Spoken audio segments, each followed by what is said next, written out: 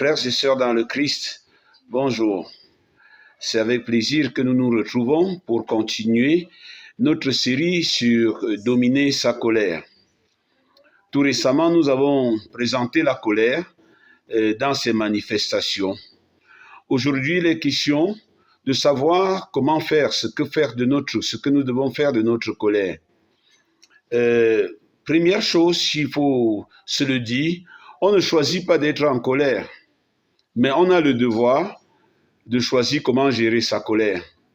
Il faut reconnaître que la colère peut être souvent mal placée, parce que la colère peut venir d'un mensonge, d'une calomnie. Non dans le sens où vous avez été calomnié, mais dans le sens où on vous a rapporté une calomnie sur quelqu'un et ça a provoqué en vous la colère. Une autre considération, c'est que la colère n'est jamais bonne conseillère. Elle n'est pas toujours bonne conseillère. Parce que nous nous mettons en colère contre un mal, une erreur commise par quelqu'un, et nous risquons réagir parfois par rapport à ce mensonge. Souvent, nous nous mettons en colère juste parce qu'on nous a trompés. Quelqu'un a menti sur un individu et nous avons réagi par rapport à ce mensonge en nous mettant en colère. Tout ceci pour nous montrer que la colère mérite d'être considérée à sa juste dimension. On ne réagit pas dans la colère. Il peut arriver de se mettre en colère par le fait d'une erreur ou bien d'une rumeur. Ça vous révolte tout simplement parce que vous avez affaire à une situation qui a le don de vous exaspérer. C'est-à-dire c'est un point sensible chez vous, mais pour lequel on est venu mentir, on est venu parler d'une erreur commise par quelqu'un et immédiatement, si vous n'avez pas la possibilité de vous contrôler, vous vous mettez en colère. Vous savez de toutes les façons que la colère n'amène jamais à quelque chose de constructif. Conscient des effets, nous devons souhaiter arriver à mieux gérer notre colère, à éviter les coups de sang qui à long terme ne font que nous nuire. Et en fait, il y a plusieurs raisons de relativiser sa colère. La colère n'est pas l'absolu. Pour nous les chrétiens, c'est l'amour de Dieu qui est absolu. La colère est trompeuse. Elle donne à la victime le sentiment d'avoir raison et de n'avoir que raison en tout. D'avoir raison, même de réagir mal, de violenter et souvent, sans s'en rendre compte, il se fait mal. Quand la colère est présente, souvent l'esprit domine le cœur et le cœur l'amour n'a plus de place dans notre vie. On peut tuer l'amour à cause de la colère.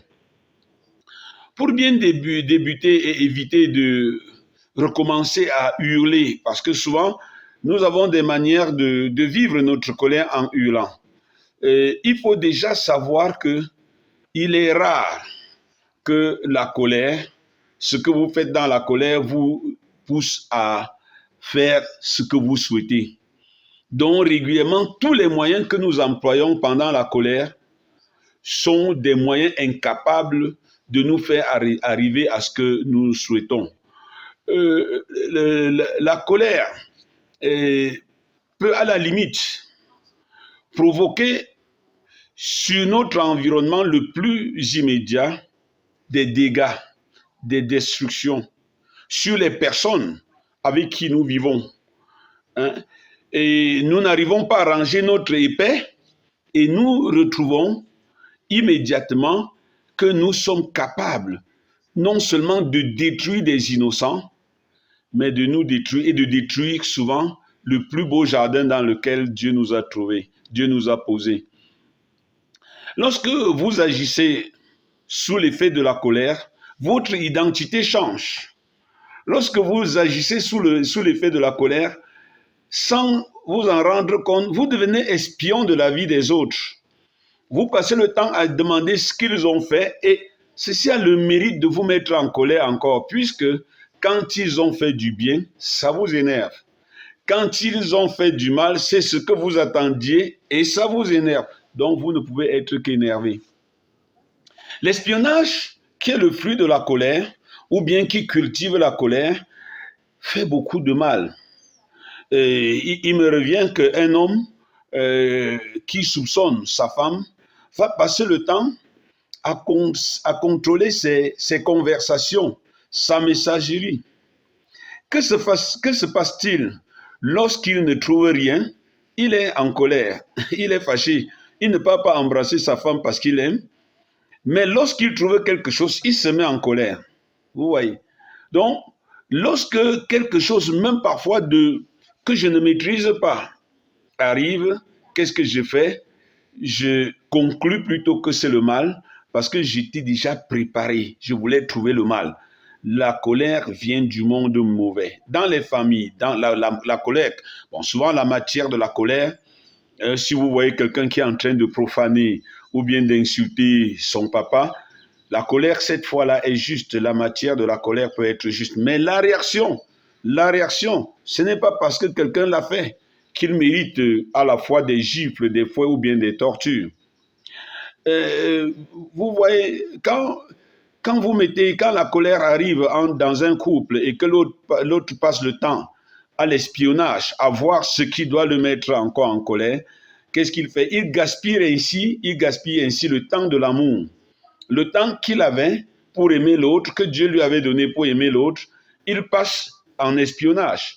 Et ceci même dans nos relations, ceci n'est pas une question simplement de couple, c'est une question de relation. Lorsque dans une relation, vous passez le temps, dans une amitié ou bien dans une entreprise, vous êtes colérique, vous vous rendez compte que tous vos collaborateurs deviennent des espions à votre compte. Ils vous rapportent surtout ce qui va vous mettre mal à l'aise. Et ceci cultive en vous des sentiments de malaise. Et vous dites, mon cœur étouffe. Et justement, c'est vous qui étouffez votre cœur. Une jeune femme, par exemple, tout le temps en colère, a déchiré une fois les habits d'une autre femme.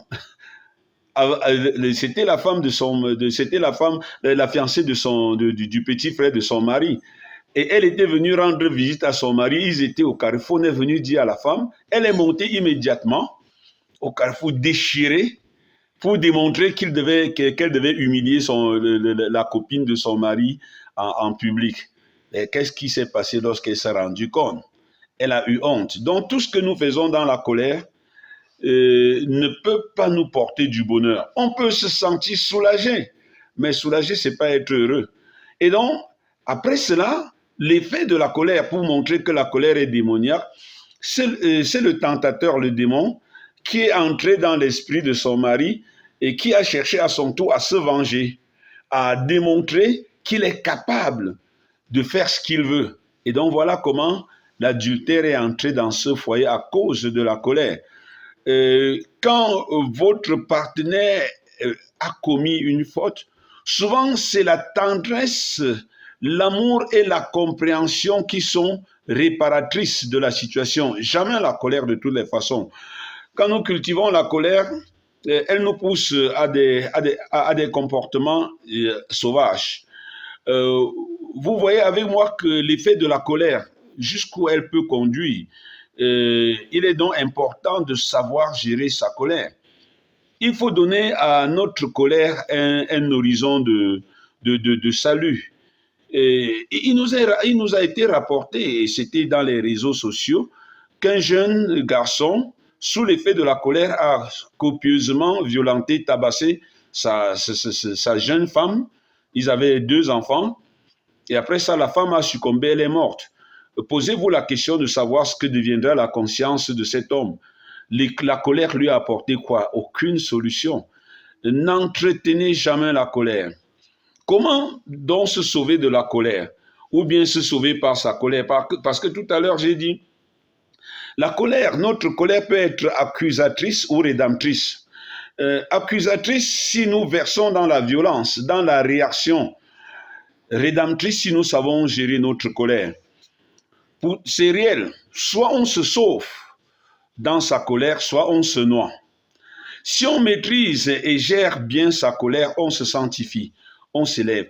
Les âmes qui ont réussi à dominer la colère, à lui donner un horizon de salut, ce sont des personnes qui se sont élevées progressivement. Quand on ne le fait pas, on déclenche dans sa vie un chaos destructeur et envahisseur. On s'éloigne de la sainteté, même si on chante les chants religieux. On s'éloigne de la tranquillité, on n'est jamais tranquille. Quand vous avez posé certains actes sous l'effet de la colère, il ne vous restera que des regrets irréparables. Et lorsque vous avez même mûri la colère plutôt dans votre interne, vous n'êtes pas libéré, vous n'êtes pas sauvé. Vous cultivez dans votre vie des blessures internes qui vont se manifester plus tard. Donc, la colère est aussi destructrice et envahissante chez celui qui est en colère. Donc, la colère ne nous pousse pas seulement à faire du mal sur l'entourage, mais sur notre entourage personnel. Celui qui est en colère se fait toujours du mal à lui-même. Beaucoup s'en sortent, comme nous l'avons dit dans notre récent enseignement, avec des blessures intérieures graves, invisibles avec l'œil, mais qui se manifestent malheureusement dans leur vie, les poussent à faire des mauvais choix, et les poussent les poussent dans des maladies qui ne se révèlent pas au microscope ni au laboratoire, mais le malaise est là physique dans le cœur. Ces blessures intérieures nous font parfois plus mal que les blessures qu'on fait avec un instrument extérieur. Elles entretiennent en nous un malaise difficile à exprimer. Il ne faut donc jamais enfermer en soi ni cultiver la colère dans son cœur. Il faut éviter aussi de la laisser exploser. Ce sont les deux extrêmes à éviter. Certains, quand ils sont en colère, passent dans l'accusation des autres dans leur colère. Et ça apparaît souvent comme une voie de sortie facile. Vous êtes un responsable et quand vous êtes en colère, vous croyez que ce sont les autres qui ont mal fait. Accuser n'est pas une bonne stratégie. Pour mieux agir, vous pouvez voir toutes les conséquences négatives que votre colère entraîne. Si vous vous asseyez, vous réfléchissez sur votre propre comportement que vous êtes en train d'adopter, vous verrez ce que cela fera sur votre entourage. Si vous êtes un grand, si vous êtes un responsable, ça va faire émerger la peur autour de vous, mais une peur inutile, une peur dans laquelle il n'y a aucun amour. Je connais des responsables d'entreprises, des gestionnaires de ressources humaines qui ont réussi à maintenir les personnes qui étaient leurs collaborateurs sous l'effet de la peur, les intimidant à plusieurs reprises et finalement les gens ont replié pour ne pas avoir à se faire du mal contre quelqu'un toujours colérique. Ils ont replié, mais il n'y avait pas d'amour. Donc, quand vous faites émerger la peur, vous faites monter une barrière autour de vous. Vous ne voyez pas les gens, pas parce qu'ils vous ont fui, mais parce qu'ils se sont mis derrière votre barrière. Et vous donnez l'illusion que vous avez la paix, mais c'est votre colère qui vous a trompé. Vous comprenez qu'il convient de contrôler souvent ceux qui vous donnent des informations, parce que souvent, quand nous avons des personnes qui savent notre perception, comment nous percevons les choses, ils nous racontent les choses qui vont provoquer en nous la colère et du coup, par mécanisme réflexe, nous pensons que c'est nos vrais amis, car ils nous ont donné les vraies informations qui nous ont secoués. Mais c'est faux. Se mettre en colère peut parfois briser même tout dialogue. Et c'est ça le drame. Quand la colère brise le dialogue dans une famille, qu'est-ce qui reste?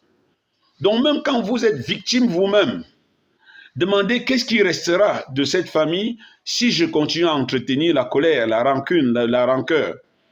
Autant d'éléments qui pourraient à la fin nuire à l'objectif que vous êtes fixé. Donc se mettre en colère n'arrange rien, n'arrange absolument rien. Dans les groupes humains, dans les associations, dans les entreprises, il est ainsi quotidien que les nouvelles bonnes ou mauvaises circulent sur vous. C'est normal que les gens parlent de vous, que les gens parlent autour de vous, que quand ils arrivent, que tu arrives, ils se taisent. Mais ce n'est pas la fin du monde. Qu'est-ce que vous avez dans votre cœur? Ce qu'ils font, c'est ce qu'ils ont dans leur cœur. Mais toi, qu'est-ce que tu as dans le cœur? C'est toi qui dois laisser ce qui est dans ton cœur. S'ils ont laissé des choses irritantes émerger de leur cœur, toi, si tu es chrétien, qu'est-ce que tu laisses émerger de ton cœur? C'est là la chose la plus importante. Gérer sa colère, c'est comme dans une boutique, on échange. Je vous donne ma colère et vous me donnez votre paix. Ou bien vous me donnez votre colère, votre venin, je vous donne mon amour. Ceci ne revient pas à dire qu'on doit être impassible dans la société, qu'on est sans sentiment, non. Parce que là, ça veut dire qu'on a une conscience relâchée. On doit savoir utiliser sa colère, même pour s'élever, surtout pour s'élever. La colère est assez utile lorsqu'on sait l'utiliser. Elle peut cultiver en nous une grande hauteur de sainteté. La colère est comme un avertisseur de danger. Et Jésus au temple a usé de la colère pour rappeler la sainteté de la maison de son Père. En réalité, la colère ne sert que dans des moments très précis. La colère devrait servir dans des moments très précis, mais à dose mesurée. Quand vous entendez un klaxon derrière vous, c'est un avertissement que vous allez vous faire cogner. Alors, qu'est-ce que vous faites? Vous reculez. Mais quand quelqu'un klaxonne violemment, qu'est-ce que ça fait? Ça vous effraie et justement, vous vous faites cogner. Voilà donc ce qui se... C'est comment utiliser ça, la colère? Pour que ma colère tombe, pour que ma colère m'élève en sainteté, donc soit l'occasion de mon élévation, je dois d'abord me rappeler que la violence ne sert à rien. Même pas la violence du regard ou des sentiments. Certaines personnes ne font rien avec les mains lorsqu'elles sont en colère, mais leur cœur fermente, leur cœur devient effervescent. Si leur cœur était une bombe, elle deviendrait la bombe atomique. Nous n'avons pas les yeux préparés pour voir l'intérieur du cœur. Moi, je pourrais conseiller ici à tout le monde la contemplation de la croix. C'est en contemplant la croix que beaucoup de personnes ont surmonté la colère. Il faut d'abord savoir que les solutions violentes sont mensongères. Ne vous mettez jamais en colère, en violence quand vous êtes en colère.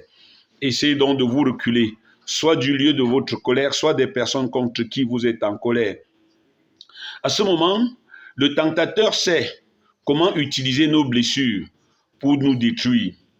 Utilisez la blessure de votre femme pour gâter votre famille. Ou bien vous êtes marié, utilisez votre blessure pour détruire votre famille. Alors le Fils de Dieu sur la croix, il pense au salut de l'humanité. Il fait sortir ce qu'il y a de son cœur, l'eau et le sang. Mais les paroles qui accompagnent ça, c'est quoi? Père, pardonne-leur, ils ne savent pas ce qu'ils font.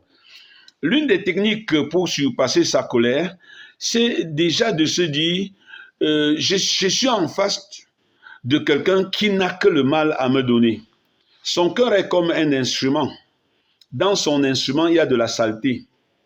Qu'est-ce qu'il y a dans mon cœur? Si je ne réponds pas à la violence, alors je ne suis pas différent de lui. Ce que je voudrais dire donc à chacun d'entre nous, apprends à être différent de celui qui t'a blessé. Apprends à être différent de ceux qui t'ont trahi. Apprends à être différent de celui qui t'a humilié. C'est tout ce qu'il a dans son cœur. Ce n'est que ce qu'il a dans son cœur. Il ne pouvait pas donner mieux.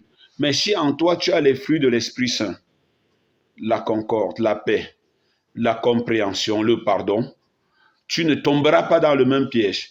Mais si tu cultives la violence en toi, tu n'es pas différent de lui.